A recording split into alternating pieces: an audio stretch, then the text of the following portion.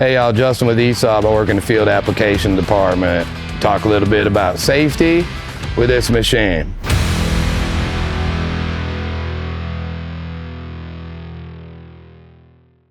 First thing with safety with an engine-driven welder is use your common sense.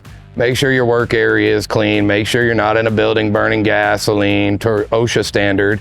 If you're inside an enclosure with an engine drive, it needs to be a propane-powered engine drive, which will be coming on this. It is IP23 for your weather conditions. To make sure your machine's top-notch, make sure that you're following all the service schedules. It's all in the panel of the machine. You can look it right up to see how many hours you have on your spark plug, oil filter, brushes, you name it, it's all in there. You spent your good money on it, spend your time keeping it right, so we'll keep it running. Thanks guys, catch us on the next video.